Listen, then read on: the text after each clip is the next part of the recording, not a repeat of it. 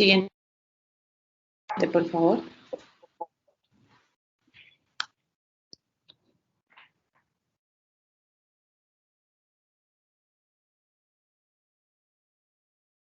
Listo, ahí me escuchan. Sí.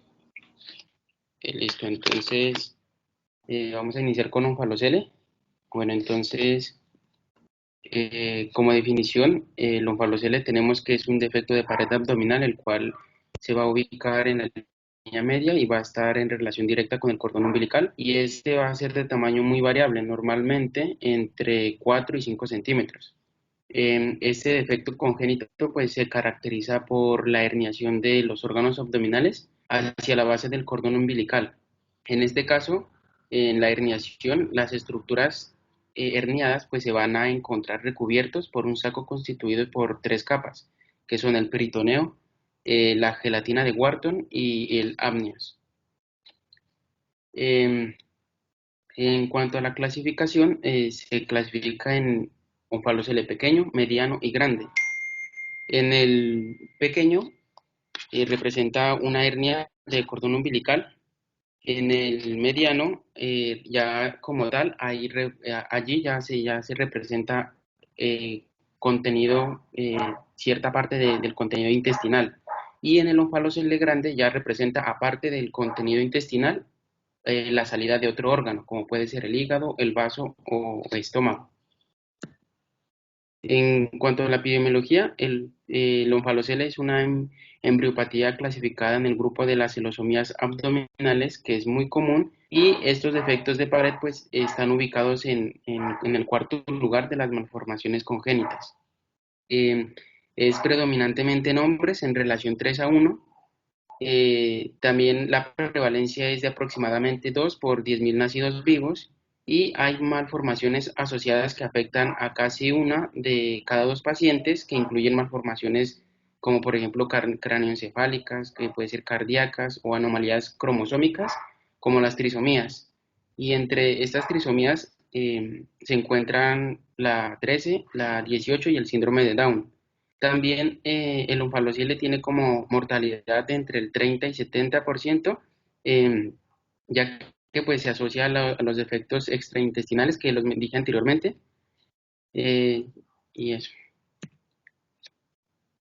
Eh, en cuanto a los factores de riesgo, pues no se conocen las causas del onfalocele en la mayoría de los bebés. La aparición de este parece ser más común en mujeres que hayan quedado embarazadas a partir de mayor a 40 años. Esta está relacionado con pacientes también de raza negra y se han reportado hallazgos muy importantes sobre algunos factores que pueden afectar el riesgo de tener un bebé con onfalocele. Entonces, entre estos factores están el alcohol y el tabaco, que las mujeres que toman mucho alcohol o que fuman demasiado, pues tienen una mayor probabilidad de tener un bebé con onfalocele. Las mujeres que toman antidepresivos durante el embarazo, especialmente en el primer trimestre, también tienen más probabilidades de tener un bebé con esta patología.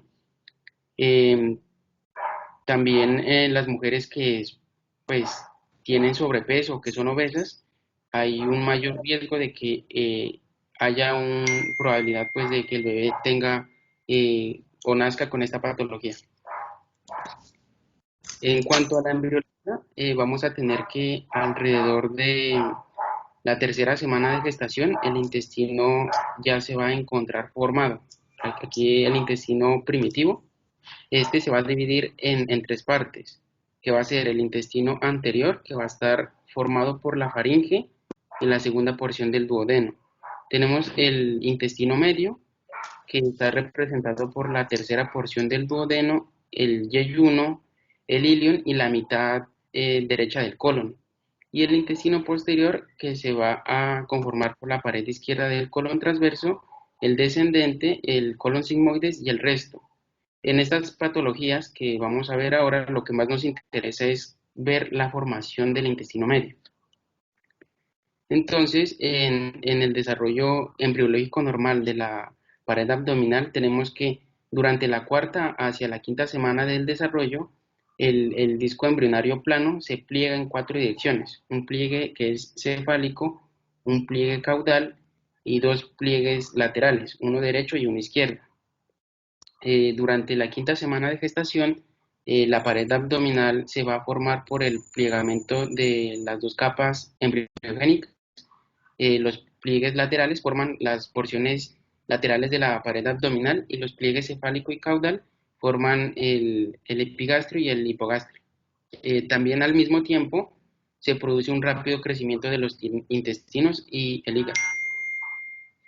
Eh, Durante la sexta semana del desarrollo, pues la cavidad abdominal se vuelve como, pues digámoslo, temporalmente más pequeña para acomodar así su contenido, lo que produce que el intestino medio migre a través pues del anillo umbilical desde la cavidad abdominal hacia el cordón umbilical. Ya esto se le conoce como una hernia fisiológica del intestino medio.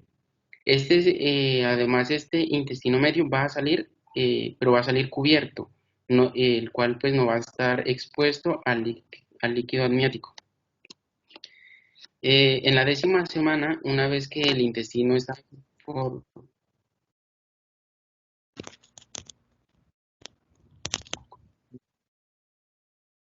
Bueno, entonces, continuando pues que en la décima semana que el intestino está por fuera de la cavidad abdominal, este va a girar 180 grados, siempre lo va a hacer a través de la arteria mesentérica superior y este va a ser como su eje y va a girar en sentido antihorario y después va a regresar a la cavidad.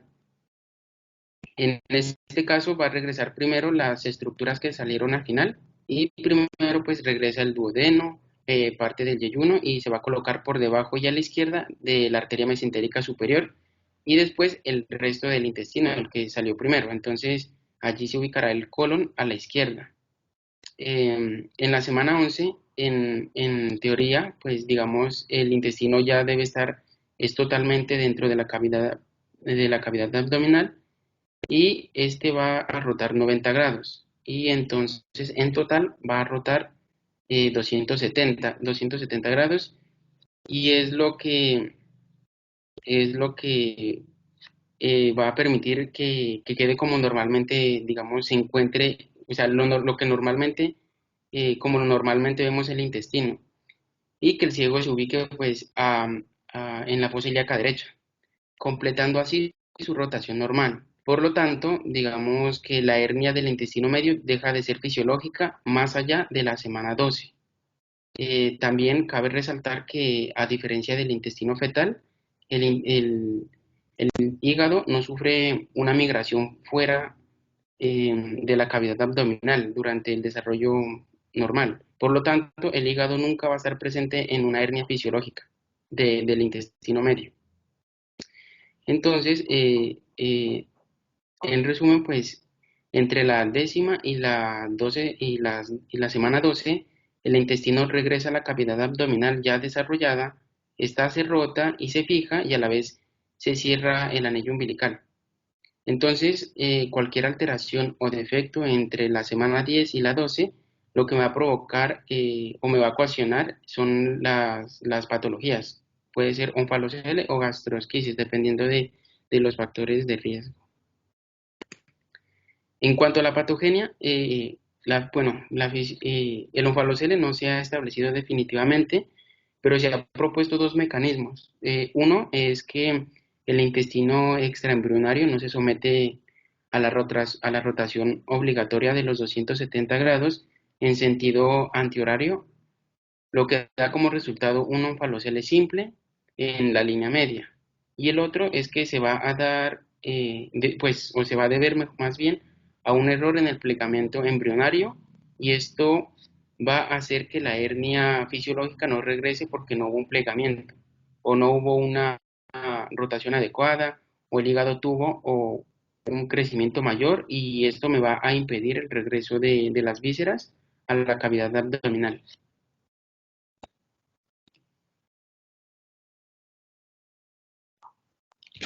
Bueno, en cuanto a la presentación clínica, normalmente pues uno la divide entre anamnesis y examen físico, pero en estos casos se integran ambas sesiones. Lo más común es que entre el 80 y el 94% de los casos el diagnóstico venga desde ya el periodo prenatal gracias a las diferentes técnicas ecográficas. Entonces, en la historia clínica, pues yo debo normalmente tener el diagnóstico prenatal como tal. El diagnóstico pues, se hace por vía ultrasonido fetal en el primer trimestre tardío o ya en el segundo trimestre entre la semana 10 y la semana 14. Se van a observar el saco peritoneal con el contenido de las vísceras herniadas por la base del cordón umbilical. Siguiente, por favor. Al nacer, entonces, debo realizar el examen físico del paciente, entonces debo evaluar, por ejemplo, condiciones generales como síndrome de estrés respiratorio, cianosis, enfermedades cardíacas a través de la auscultación, de la evaluación de los pulsos periféricos y de la presión arterial en las 4 extremidades.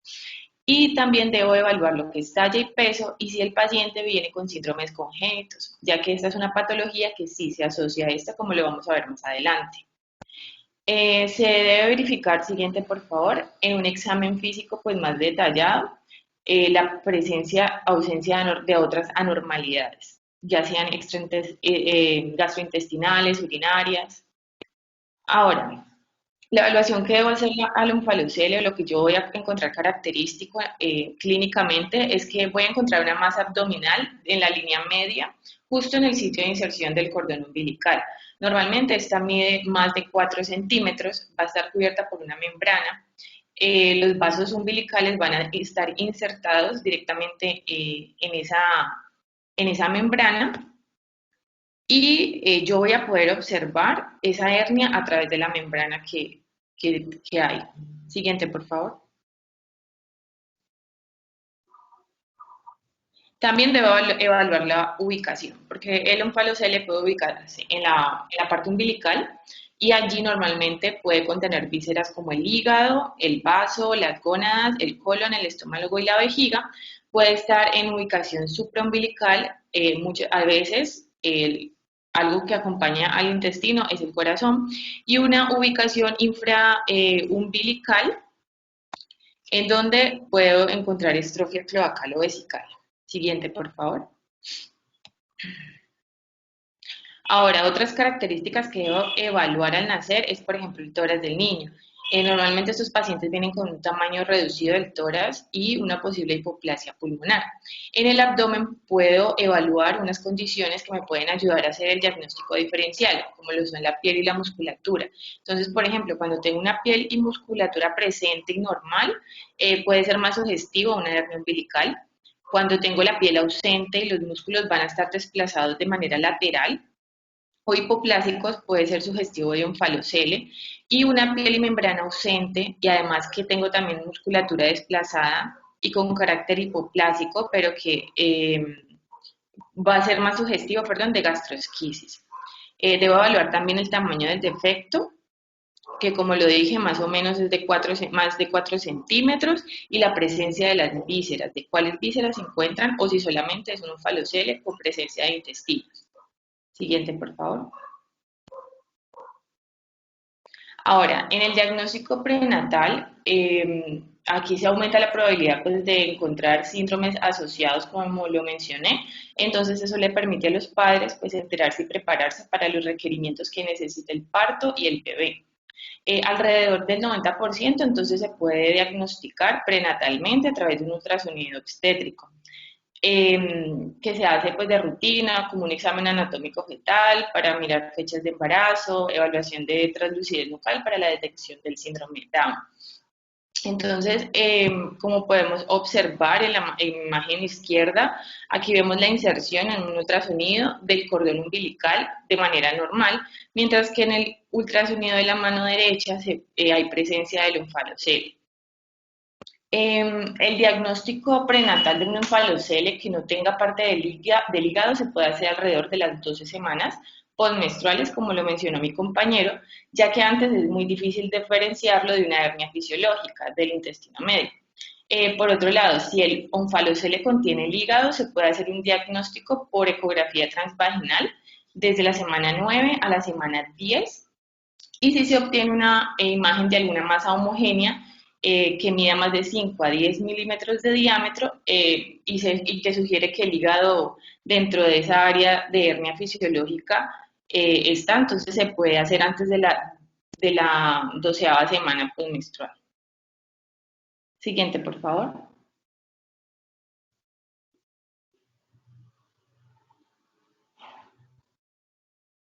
Bueno, entonces lo que yo voy a hallar en el ultrasonido es un defecto en toda la línea media abdominal de un tamaño muy variable en el área umbilical que va a estar cubierta por un saco membranoso que, como mi compañero lo mencionó, consta de amnios, que va a ser la capa externa, de una capa interna que va a ser el peritoneo y una capa mediana que va a ser la gelatina de Wharton con el contenido abdominal, ya sea solo intestino o otras vísceras. Y también voy a encontrar el cordón insertado en todo el ápice de ese saco.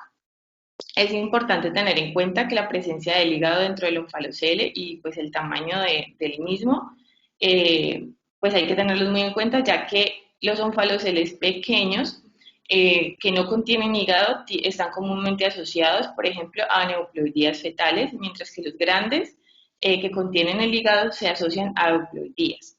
Siguiente, por favor.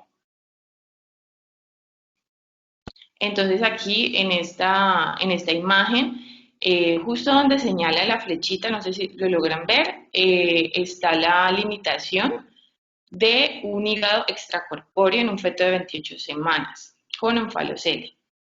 Y como lo mencioné antes, pues los riesgos que tienen los pacientes, pues si el onfalocele es pequeño o el onfalocele es grande.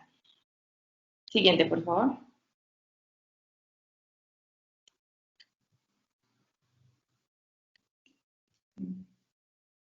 Bueno, hay algunas anomalías estructurales que están asociadas a esta patología. Generalmente se asocian entre el 35 al 70% de los casos. Incluyen anormalidades gastrointestinales, como por ejemplo las malrotaciones, A3 intestinal banal, ano perforado, defectos cardíacos como la tetralogía de Fallot, la dextrocardia, las anomalías geniturinarias como la genesis renal o vesical, los riñones poliquísticos, hidronefrosis, estenosis ureteral y otros como por ejemplo hendiduras orofaciales, defectos del tubo neural y algunas anormalidades en el músculo del diafragma. Siguiente, por favor.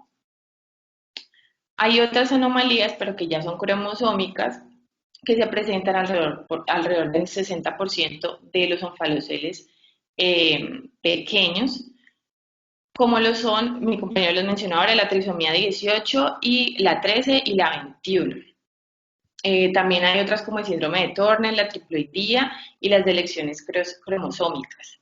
Hay otras alteraciones, anomalías, como por ejemplo del líquido amniótico. Se han registrado polihidramnios, que es muy común tras la semana 20 de gestación. Y hay algunos estudios que reportan también mayor frecuencia de la restricción del crecimiento intrauterino. Siguiente, por favor. Entonces, aquí en resumen vamos a tener algunos de los síndromes que se asocian con la presentación de esta anomalía, que es el onfalocele. Entonces tenemos, por ejemplo, la asociación del esquisis, el síndrome de Beckwith-Wiedemann, el complejo OEIS, la pentalogía de Cantrell, el síndrome de Donnay-Barrow, el síndrome de Sprinten-Goldberg. Siguiente, por favor. Que esos son como los que más se asocian. La trisomía 18, síndrome de Edwards, la trisomía 21 o síndrome de Down, trisomía 13 o el síndrome de Patau, el síndrome de Carpenter y el síndrome de Melnick-Needles, perdón, que son las síndromes que más se deben tener en cuenta en el momento del diagnóstico prenatal. Siguiente, por favor. Ahora, la evaluación fetal que se va a tener postdiagnóstica es que después de que yo diagnostico el onfalocele a través del ultrasonido, la evaluación adicional del feto puede incluir estudios genéticos, pruebas, por ejemplo, del síndrome de Beckwith-Wiedemann y un ecocardiograma. Existe un alto riesgo entre el 10 al 20% de que los fetos con el síndrome de Beckwith-Wiedemann aparezcan con un onfalocele aislado en el ultrasonido. Entonces, este síndrome es muy importante evaluarlo. Siguiente, por favor.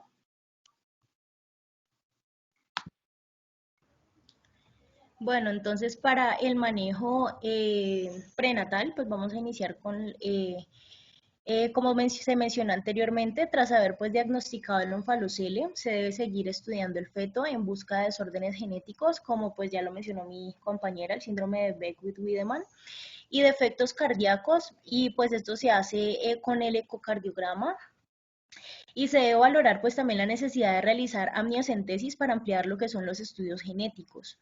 También se debe valorar, hacer una valoración por ecografía en serie para controlar el crecimiento fetal por la posibilidad de que pues, haya una restricción de crecimiento a nivel intrauterino. Entonces, pues se recomienda hacer una ecografía en serie cada 3 a 4 semanas para evaluar cómo va el crecimiento fetal. Y se tienen que buscar parámetros biométricos como lo son la longitud del fémur o el diámetro biparietal o también el volumen de líquido amniótico para poder ir determinando cómo va ese crecimiento fetal. Si se encuentran alterados, se debe realizar un Doppler de la arteria umbilical para determinar si hay restricción del crecimiento intrauterino y de esta manera poderle realizar pues un seguimiento.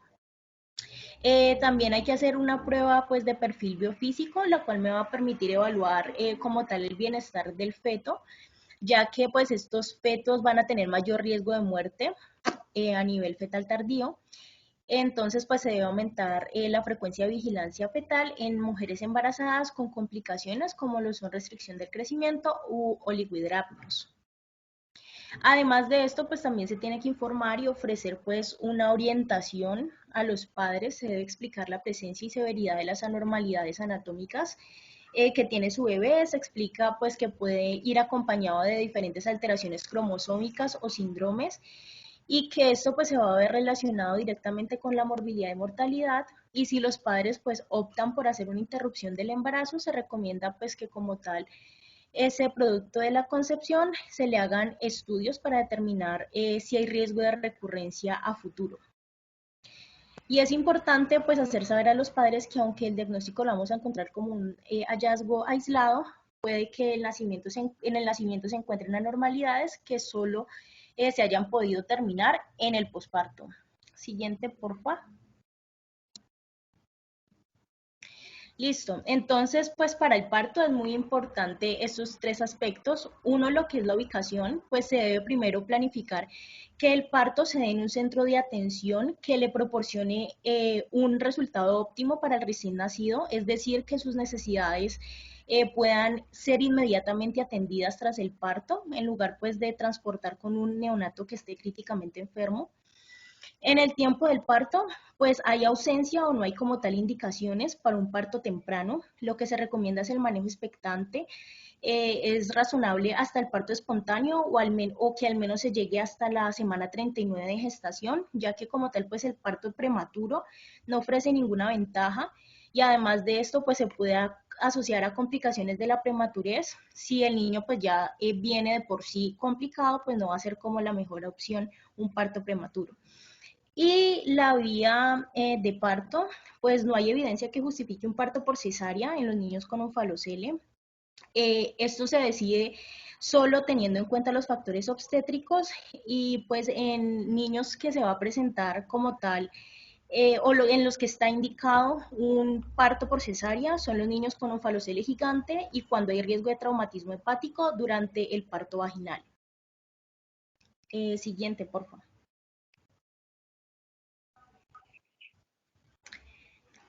En cuanto al manejo en sala de partos, pues la clave es evitar pinzar el saco umbilical. La atención inmediata de recién nacido con onfalocele pues va a implicar, uno, vigilar el estado respiratorio por la posibilidad de anormalidades pulmonares, como lo es la hipoplasia pulmonar.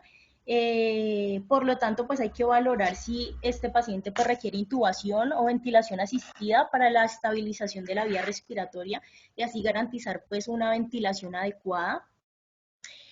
También se debe realizar una envoltura estéril del intestino para conservar el calor y minimizar lo que es la pérdida de líquidos insensibles. Un método consiste en colocar pues apósitos de gasa empapados con solución salina estéril tibia y cubrir el apósito con una envoltura de plástico transparente, así como se observan pues en las imágenes que están en la diapositiva. Y algunos usan una bolsa de plástico que encierra al bebé hasta el pecho. También se requiere una inserción de una sonda orogástrica para descomprimir el estómago y también se debe establecer un acceso intravenoso periférico para que se le pueda colocar la administración de líquidos endovenosos y administración de antibiótico de amplio espectro. Y pues se debe evaluar de cerca el estado cardiorrespiratorio de líquidos para hacerle un monitoreo y se debe realizar un examen físico completo, pues el cual nos permita identificar si hay presencia de pronto de malformaciones adicionales. Y la posición que se recomienda en estos pacientes es la posición de cúbito lateral izquierda. Siguiente, por favor. Bueno, en cuanto al tratamiento, vamos a tener que el tratamiento puede ser por procedimientos quirúrgicos o no quirúrgicos. Entonces, pues como tal, estos niños siempre van a requerir finalmente un manejo quirúrgico. No va a existir una única forma de tratamiento para estos niños. Cada caso pues se va a evaluar por separado y de forma individual. Y de esta manera pues se va a dirigir el tratamiento.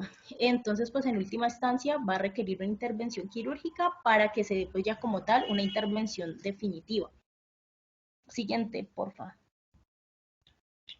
Entonces, dentro de los procedimientos quirúrgicos vamos a encontrar el cierre primario. El cierre primario pues va a consistir en resecar la membrana del unfalocele y de esta manera reducir lo que es todo el contenido de la cavidad abdominal y cerrar el defecto musculoaponeurótico y la piel en un solo paso. Este constituye la terapéutica de elección para cualquier tipo de defecto de pared abdominal, pero pues muchas veces no es posible realizar este cierre primario porque existe una desproporción importante entre lo que es capaz de albergar el abdomen, es decir, el continente intraabdominal y el continente extraabdominal. Entonces el cierre primario pues puede conducir a un síndrome compartimental porque hay mucha presión a nivel intraabdominal y pues esto me puede traer serias consecuencias para la vitalidad de los órganos involucrados e incluso pues para la vida del paciente. Este cierre primario va a estar indicado principalmente en pacientes con onfaloceles pequeños y onfaloceles medianos. Siguiente, por favor. ¿Quién? Por otro lado, vamos a tener el cierre diferido o el cierre por etapas, el cual consiste en construir un silo extraabdominal que albergue el intestino eviscerado, como se observa en la imagen, con algún material protésico, el cual va a ser reducido diariamente con una sedación hasta llegar pues a una aproximación de los bordes del defecto, el cual pues posteriormente me permite realizar el cierre quirúrgico sin tensión. Este va a estar indicado principalmente en onfalocele gigante con saco roto cuando no es posible realizar el cierre primario que dije anteriormente. Siguiente, Ken, por favor. En cuanto a los procedimientos no quirúrgicos, vamos a tener estos dos y se van a utilizar como complemento para el cierre por etapas. Va a estar la topicación o técnica de Grob, la cual va a consistir en utilizar soluciones con iodopovidona o cremas con sulfadiazina de plata para lograr pues la epitelización y contracción gradual del saco, cubriendo posteriormente con un vendaje estéril de forma que se vaya reduciendo progresivamente para poder hacer finalmente el cierre quirúrgico. Esta técnica antes era muy utilizada, sin embargo, pues ya ha ido en desuso y actualmente se utiliza lo que es la técnica de Luca, la cual consiste en comprimir concéntrica y gradualmente el contenido viscerado e ir reduciendo diariamente su contenido hasta lograr una aproximación que permita, pues como tal, el cierre quirúrgico del defecto.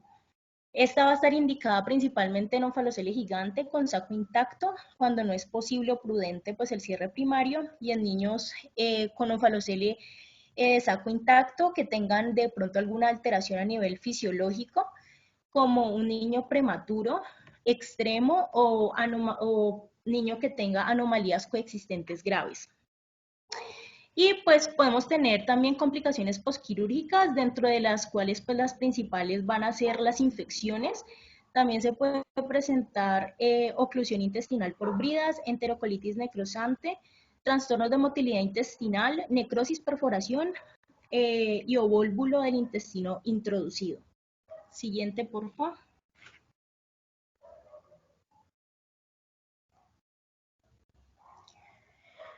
Y en cuanto al riesgo de recurrencia, vamos a tener que, pues este va a depender según la causa subyacente, entonces vamos a tener que la mayoría de los casos de onfalocelia van a ser esporádicos. En el caso de un onfalocelia aislado con cariotipo fetal normal, el riesgo de recurrencia va a ser menor al 1%. En el caso de un onfalocele con un cariotipo trisonómico, el riesgo de recurrencia es del 1%, pero este riesgo de recurrencia va a aumentar si se detecta una translocación equilibrada de los padres. Y para el onfalocele con síndrome de Beckwith-Wiedemann, se debe realizar microarrays para buscar duplicaciones o anomalías en el cromosoma 11p15 y los casos de familiares con este síndrome pueden ser autosómicos dominantes y tener un riesgo de recurrencia del 50%. Siguiente, por favor.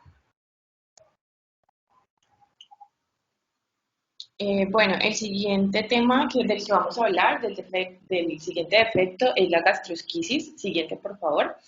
Este es un defecto del espesor total de la pared abdominal, pero ya es paraumbilical. Generalmente se encuentra a la derecha de la región umbilical y está asociado con la evisceración del contenido abdominal. Pero a diferencia del onfalocele, en esta patología no hay una membrana que recubra a las vísceras, entonces estas van a estar expuestas siempre al líquido amniótico dentro del útero y el defecto generalmente es menor de 4 centímetros, a diferencia del onfalocele, como lo podemos observar en la imagen. Aquí hay una gastrosquisis de apariencia clásica con el defecto en la pared abdominal a la derecha de la inserción del cordón, que es en la región umbilical, y se puede observar las asas del intestino delgado. Siguiente, por favor. La gastrosquisis se puede dividir en gastrosquisis simple, que es el 85% de los casos, y gastrosquisis compleja. La simple es normalmente sin complicaciones, puede incluso pues, confundirse con una hernia intestinal aislada sin defectos intestinales. Aproximadamente, como lo mencioné, se da en el 85% de los casos. La compleja ya es cuando hay presencia, por ejemplo, de atresia, de estenosis, de perforación, de vólvulo y de necrosis intestinal, concomitantes al nacer. Normalmente el resultado es menos favorable para aquellos con enfermedad no complicada. Perdón, la complicada, sí. Siguiente, por favor. La epidemiología de esta patología es aproximadamente del 1.36 de cada 10.000 nacidos vivos. Siguiente, por favor.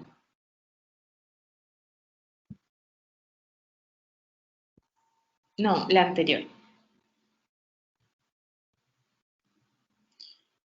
Listo. Tiene una prevalencia entre de 3 a 4 entre 10.000 nacidos vivos y tiene una elevada mortalidad intraútero, ya que pues tiene diferentes condiciones a las del onfalocele, empezando porque estos intestinos o estas vísceras van a estar expuestas al líquido amniótico permanentemente. Siguiente, por favor. La incidencia de esta patología no va a depender del sexo, puede dar tanto en hombres como en mujeres, pero sí se ha relacionado a algunos factores, como por ejemplo madres jóvenes. A diferencia del onfalocele, aquí hay mayor riesgo cuando las madres son menores de 20 años, de raza blanca y de población hispana. También cuando estas madres están en exposición de químicos, como por ejemplo la tracina, nitratos, a medicamentos como la aspirina y el ibuprofeno durante el embarazo, a sustancias como las anfetaminas, la cocaína y la marihuana, el alcohol y el tabaco. También se tiene registros pues, de un factor de riesgo que es la inestabilidad social por el bajo nivel socioeconómico y otros como por ejemplo exposición a radiografías durante el embarazo, que la madre haya tenido influenza durante el embarazo y a carencias alimentarias como con los carotenos y el glutatión. Siguiente, por favor. Ahora, la gastrosquisis puede relacionarse con otras secuelas clínicas, además de las gastrointestinales, debido a que la patología puede comprometer el riego mesentérico y las asas intestinales que están expuestas se pueden edematizar, se pueden engrosar e inflamar, debido pues a la exposición prolongada al líquido amniótico. Entre las secuelas más comunes que se encuentran es, por ejemplo, el retraso del crecimiento intrauterino, que se da entre el 30 al 60% de los casos, un parto prematuro entre el 30 y el 50% de los casos, y la muerte fetal entre el 3 y el 6% de los casos. El retraso del crecimiento intrauterino es debido a la pérdida de proteínas y líquidos por las asas intestinales que están expuestas. Y la muerte fetal se da debido a la insuficiencia placentaria ocasionada por la compresión del cordón umbilical. Después del nacimiento, el recién nacido requiere cuidados muy especiales debido al intestino expuesto, entonces ese defecto debe cerrarse lo más pronto posible. Siguiente, por favor. Bueno, como mi compañero ya explicó la embriología, entonces yo voy a explicar cuáles son las hipótesis de la posible patogénesis de la enfermedad. Entonces se han propuesto varias hipótesis para explicar esta patogenia. Todos indican que es una formación defectuosa o una ruptura de la pared abdominal en el periodo embrionario, con la posterior herniación de ese intestino. Entonces, hay una teoría que es la teoría de Hoym, que él decía que se daba por una isquemia de la porción de la pared abdominal fetal, secundaria a algún accidente vascular por involución de la arteria vitelina o de la vena umbilical. Y hay otras, siguiente por favor, hay otras postulaciones que son, por ejemplo, la falta de la formación del mesodermo en la pared del abdominal, la ruptura del amnios alrededor del anillo umbilical que debe cerrarse. Entonces, al no cerrarse, pues hay un posterior herniamiento del intestino, la involución anormal de la vena umbilical derecha, que va a producir un debilitamiento en la pared abdominal, y el otro postulado es la interrupción de la arteria vitelina derecha con daño subsiguiente de la pared abdominal. Aunque pues se basan todos en fenómenos embriológicos, realmente una hipótesis establecida como tal no la hay. Entonces, por eso se proponen todas estas. Siguiente, por favor. Ahora, en la presentación clínica, esta patología también va a venir en la mayoría de los casos con diagnóstico prenatal. Al examen físico, pues debo evaluar generalidades como si el niño es prematuro, si están pequeños para la edad gestacional. Siguiente, por favor. En la presentación ya del defecto como tal, el defecto abdominal va a estar ubicado de manera paraumbilical y no va a tener una membrana que lo cubre, como lo podemos observar en la imagen. Este va a estar ubicado a la derecha de la inserción del cordón umbilical. Normalmente el tamaño es como entre 3 a 5 centímetros de diámetro y los vasos umbilicales generalmente van a estar insertados en la pared abdominal. Siguiente, por favor. Debo evaluar el contenido que se encuentre herniado en el momento, entonces puede ser nomás intestino o puede ser estómago, vejiga, gónadas o vaso, como se puede observar en la imagen. Aquí vemos una gastrosquisis, se observa el defecto en ubicación paramedial derecha con protrusión del ilion y del estómago. Debo también evaluar cómo está esta hernia intestinal. La hernia pues puede que esté hematosa, engrosada o enmarañada y puede que tenga un exudado fibroso que pueda cubrir ese intestino. Se ve más o menos ahí en la imagen. Siguiente, por favor. Ahora, debo evaluar si hay evidencia de algún compromiso vascular. Entonces, en estos casos, el intestino puede tener apariencia necrótica, puede haber torsión intestinal o puede haber algún área de sospecha de atresia o de estenosis con dilatación intestinal. Siguiente, por favor, que estos son los casos de las gastrosquisis ya complicadas.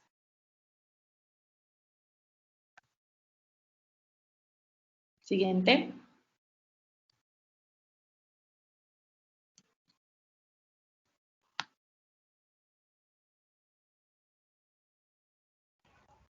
Bueno, en el caso del diagnóstico prenatal, pues vamos a tener principalmente lo que es la alfa-proteína sérica materna. Esta es una proteína que se produce pues en el hígado del feto durante pues el desarrollo del bebé. Esta va a pasar a través de la placenta a la sangre de la madre y la prueba de esta alfa-proteína sérica va a medir los niveles de esta proteína en mujeres embarazadas a nivel del segundo trimestre del embarazo.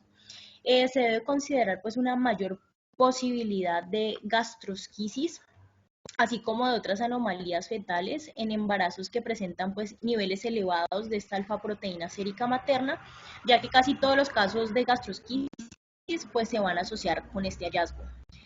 Vamos a tener que en la mayoría de los casos puede detectarse esta alfa-proteína sérica hacia el final del primer trimestre, es decir, de 11 a 14 semanas, y ciertamente en el segundo trimestre las tasas de detección temprana van a superar el 90% como resultado del cribado ecográfico de rutina para detectar anomalías fetales.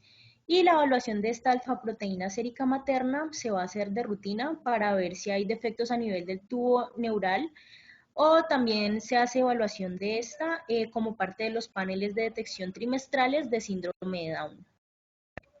Siguiente, por favor.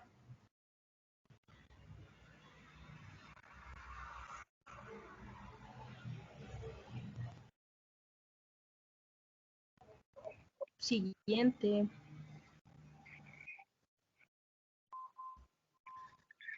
Bueno, vamos a tener los hallazgos ecográficos, entonces vamos a tener que la gastrosquisis es un defecto de la pared abdominal, el cual pues va a ser paraumbilical y va a ser relativamente pequeño, entre 2 a 5 centímetros, y por lo general pues se va a encontrar a la derecha de la línea media, con herniación visceral.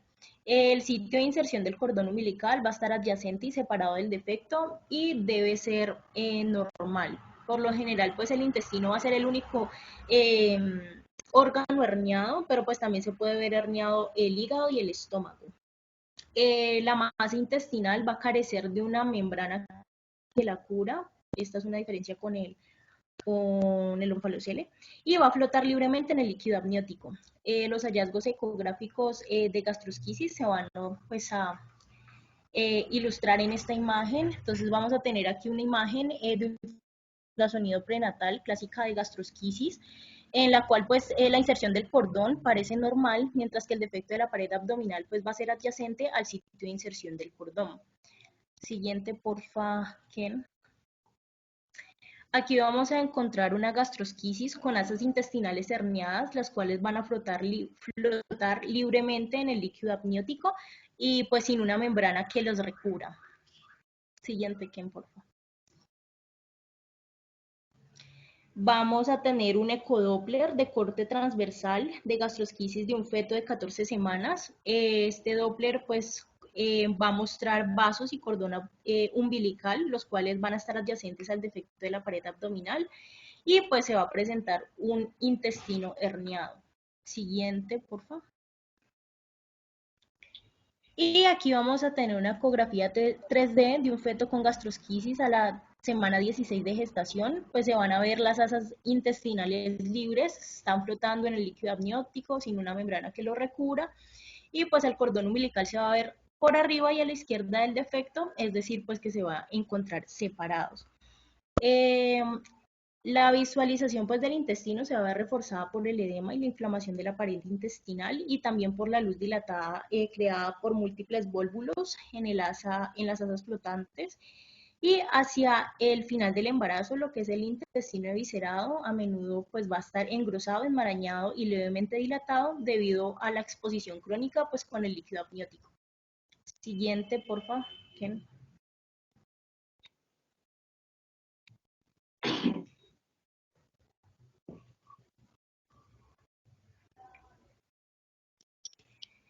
En cuanto a las anomalías y hallazgos asociados, vamos a tener principalmente lo que es la malrotación, atresia, estenosis, perforación, necrosis y volvulus, los cuales se van a producir hasta en un 25% de los casos y pueden estar relacionados a la interrupción vascular causadas pues, por el intestino herniado.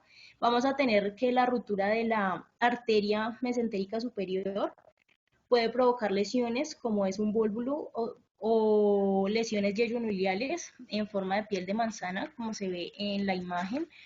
Vamos a tener también que lo que es el divertículo de Meckel y la atresia de la vesícula biliar pueden ocurrir, pero estos son menos comunes. Siguiente, por favor.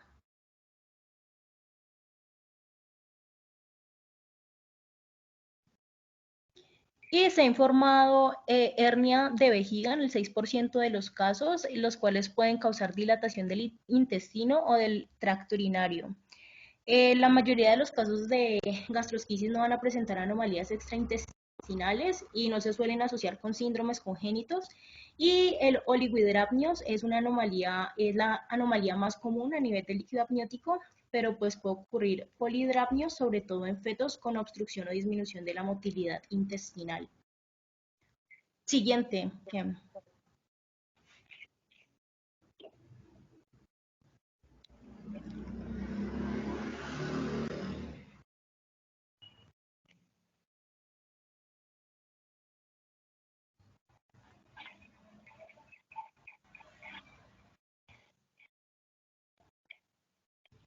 Y pues vamos a tener aquí el diagnóstico diferencial, se va a hacer principalmente con el onfalocele, es el trastorno principal a considerar en el diagnóstico diferencial de gastrosquisis. Entonces vamos a tener que en gastrosquisis el defecto es paraumbilical, es decir, que está cerca del ombligo, pero no va a estar sobre la línea media y generalmente se va a ubicar a la derecha del cordón umbilical. Y por otro lado, pues vamos a tener el onfalocele, que es un defecto centroumbilical, donde el cordón umbilical va a estar insertado en el mismo defecto. Vamos a tener que en gastrosquisis el defecto es menor a 4 centímetros y en onfalocele es mayor a 4 centímetros. En gastrosquisis pues no se va a contar con un saco de recubrimiento, mientras que en onfalocele pues sí se va a contar con este saco. El cordón umbilical normalmente va a estar insertado en el abdomen a nivel de la gastrosquisis, pero en onfalocele el cordón umbilical va a estar sobre el saco del defecto. En gastrosquisis los órganos más frecuentes que se van a viscerar son el intestino delgado, el grueso y el estómago, mientras que en onfalocele se van a adicionar el hígado y la vejiga. En la gastrosquisis el hígado generalmente pues no se viscera o es excepcional, mientras que en el onfalocele pues la visceración del hígado es frecuente. La gastrosquisis va a estar asociada a malformaciones intestinales, mientras que el onfalocele va a estar asociado a malformaciones extraintestinales y cromosopatías principalmente. Y en gastrosquisis el tratamiento es urgente, mientras que en onfalocele pues el tratamiento no es urgente. Siguiente, porfa. Y pues aquí tenemos una imagen que me confirma pues lo anterior, lo mencionaba anteriormente. Bueno, entonces en el manejo inicial y definitivo en el neonato, pues no hay, digamos, un manejo específico para gastrosquisis. Esto depende del criterio médico, de las complicaciones asociadas y de la relación del contenido con el defecto. El manejo en estos recién nacido consta de pasos principales, pero de suma importancia. Entonces, primero, debemos determinar la precisión del tipo de defecto de la pared abdominal, como ya se hizo, como habló mi compañera, en el diagnóstico diferencial, eh, que la gastrosquisis requiere un tratamiento urgente, mientras que el onfalocele no. Segundo, buscamos otras anomalías o enfermedades congénitas, teniendo en cuenta que las más comunes para la gastrosquisis son la atresia, la estenosis, la perforación, la malrotación o volúmenes intestinales. Y tercero, es cubrir y proteger las vísceras expuestas. Esto hay que hacerlo inmediatamente mientras se define un tratamiento definitivo, que es la reintegración del contenido eviscerado hacia la cavidad abdominal. En cuanto al cubrimiento del contenido abdominal, existen diferentes opciones según la preferencia del cirujano pediátrico y de los insumos que estén a la mano disponibles. Entre ellos tenemos las gasas húmedas, que consiste en cubrir las asas intestinales con gasas estériles, eh, con solución salina normal, lactato de Ringer, vaselina líquida estéril, y posterior a esto se envuelve en una bolsa de plástico estéril. Las ventajas que tiene esto es que pues, los insumos son económicos y son accesibles. Y como desventajas sería que tanto la solución salina como el lactato de Ringer se evapora a pocas horas, aumentando así pues un riesgo de deshidratación. y además de eso, la permanencia prolongada de dichas gasas pues, las vísceras que están expuestas puede provocar la adhesión a estas y lo que va a dificultar posteriormente va a ser pues, retirarlas. También tenemos la bolsa de plástico estéril que puede ser con solución salina o lactato de Ringer y lo que se hace es también cubrirlas con una bolsa de plástico. Tiene que ser estéril y además de eso se calienta para que las vísceras floten en el líquido y evitar así la deshidratación y mantener la temperatura corporal. Otro es el silo prefabricado autoexpandible, que es el método más utilizado en los países desarrollados debido a sus mejores resultados para el manejo inicial.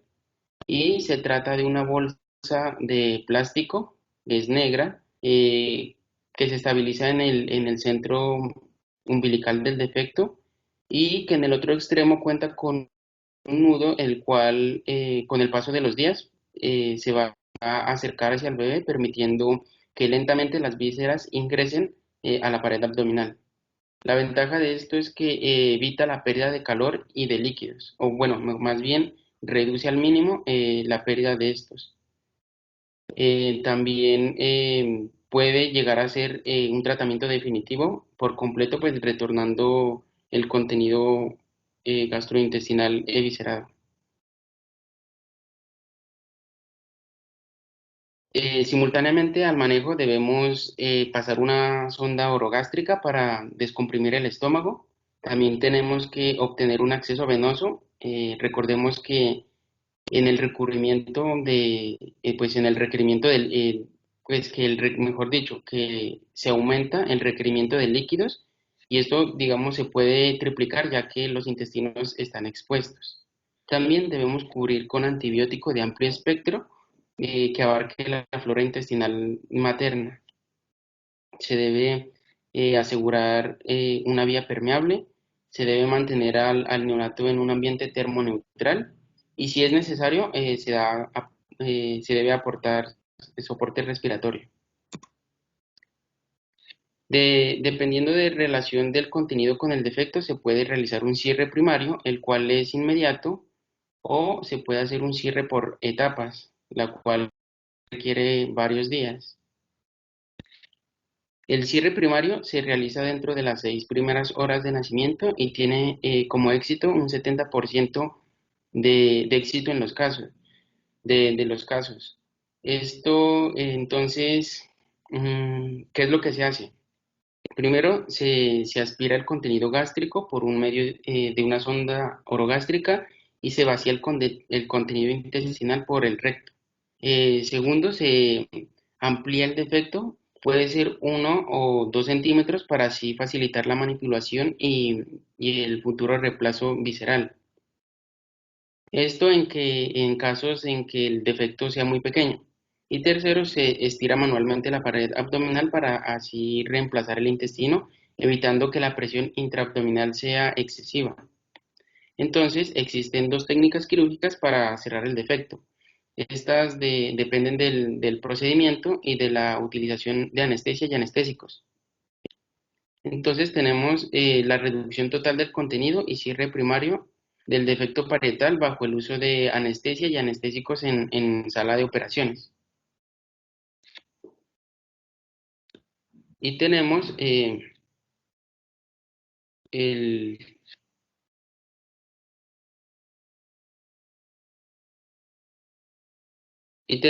la reducción total del contenido eviscerado y cierre primario por el defecto parietal sin anestesia ni sedación en sala de neonatología. El cierre por etapas en caso de no poder realizarse el cierre primario debido a algún defecto muy pequeño en conjunto con grandes asas intestinales, entonces lo que se procede es a realizar un cierre por ciclo por medio del silo prefabricado como ya lo expliqué anteriormente y aquí existen dos técnicas para cerrar el defecto. Estas dependen del lugar del procedimiento también, ya sea en sala de neonatología o trasladándolo al quirófano. y también dependiendo de la utilización de anestesia y anestésicos. Entonces, aquí tenemos que el cierre por etapas con silo prefabricado bajo el uso de anestesia y anestésicos en una sala de operaciones. Y aquí tenemos el cierre por etapas con el silo también sin el uso pero sin el uso pues, de anestesia y en sala de neonatología. Eh, en cuanto a las complicaciones del manejo, se pueden dar sin importar la técnica que se utilice y vamos a encontrar en esta ya sea infecciones, sepsis, hemorragia, hipertensión intraabdominal, el síndrome compartimental abdominal, que este es potencialmente mortal en un 95% de los casos que se presenta y consiste pues en un aumento intraabdominal que supera los 20 milímetros de mercurio. ¿Y qué es lo que hace? Lo que me hace es oprimir los vasos sanguíneos intraabdominales, ya sea la vena umbilical, las venas renales o ureterales, y me puede provocar una necrosis orgánica y además de eso me puede elevar ambos diafragmas y me puede provocar una dificultad respiratoria. Y esto ocurre cuando se hace una introducción agresiva o muy rápida del contenido visceral que estaba afuera y no se realiza una correcta monitorización de los signos vitales indirectos o directos de la presión abdominal.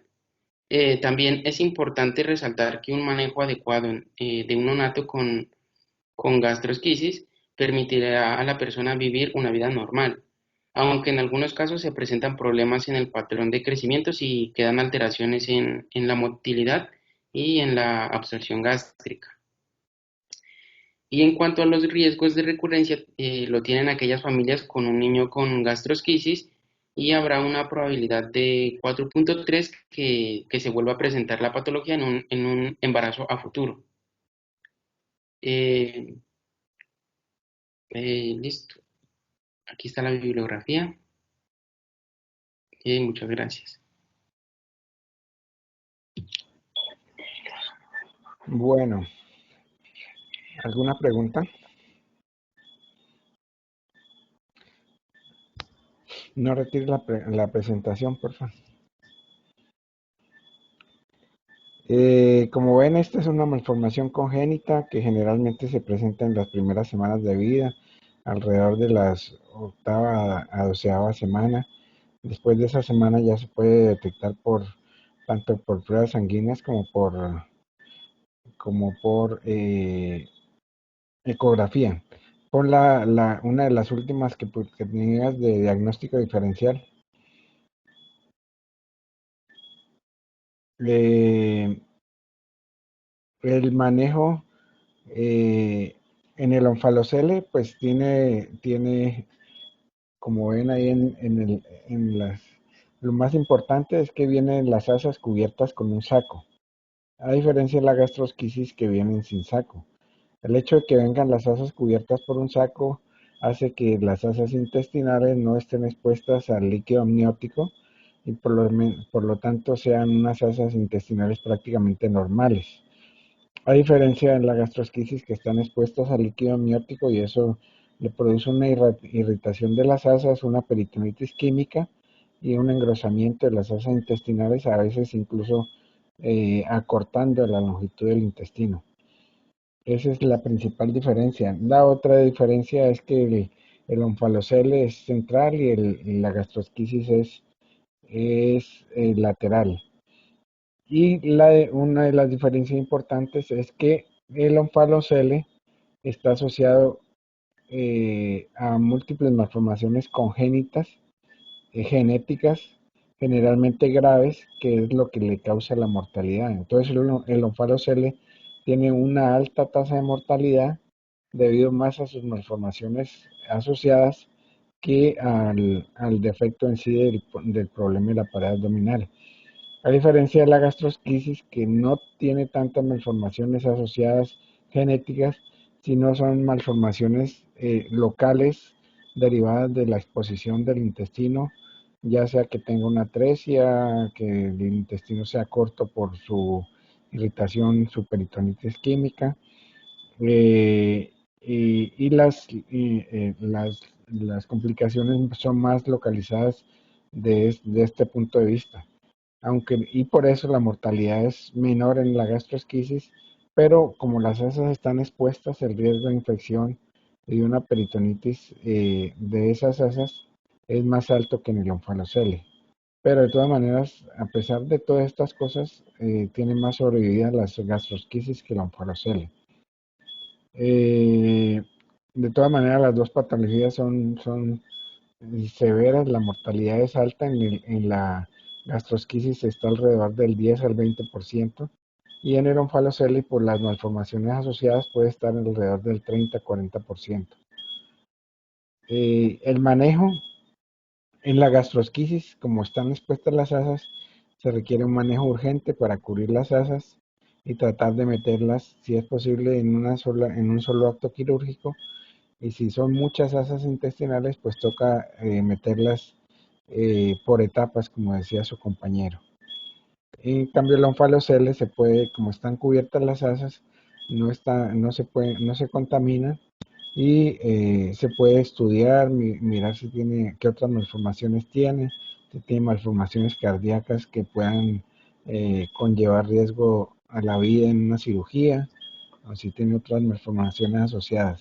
Entonces, el onfalocele nos da más tiempo para estudiarlo, a diferencia de la